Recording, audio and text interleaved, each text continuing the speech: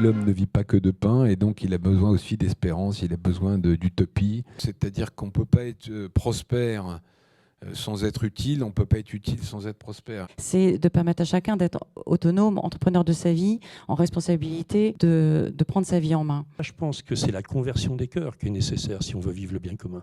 On voudrait que le monde change et que ce soit les autres qui changent. Il faut arrêter de penser qu'il y a de la fatalité. Si on s'empare des technologies de demain, on va écrire le monde de demain.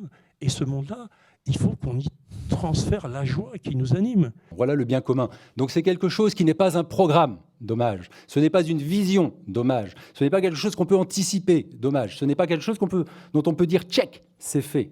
En fait, c'est une aspiration. Comment faire en sorte que nous arrivions, chacun, à se dire « le nous va être plus grand ». Et si je me mets au service de ce « nous », je vais moi-même grandir.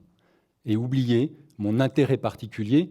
Notre espoir, peut-être, pour cet après-midi, c'est ce déclenchement d'une dynamique vers le bien commun. Aujourd'hui ont lieu les rencontres de l'économie du bien commun et pour nous, c'est vraiment une occasion exceptionnelle d'élargir le mouvement des EDC, de rencontrer d'autres mouvements de dirigeants comme nous, de patrons qui sont engagés dans la société et qui se sentent responsables. Alors, on a besoin de se mettre au clair sur ce qu'est le bien commun. Parce que suivant l'endroit où l'on se place, salarié, entrepreneur, syndicaliste patronal, syndicaliste des salariés, eh bien, on peut avoir son interprétation du bien commun. Eh bien, les EDC sont peut-être un endroit où on peut se mettre d'accord et en tout cas faire la lumière sur ce qu'est vraiment le bien commun. Il y a vraiment une aspiration, surtout dans cet écosystème, en tout cas moi ce que je vois autour de l'écosystème tech et digital, c'est des entrepreneurs qui veulent changer le monde. Les entrepreneurs et dirigeants chrétiens, ce type de rencontre autour de l'économie du bien commun participe justement à les accompagner pour qu'ils puissent se développer à titre personnel en tant qu'entrepreneurs et donc dirigeants, qu'ils puissent accompagner leurs collaborateurs. Le bien commun, ça concerne tout le monde.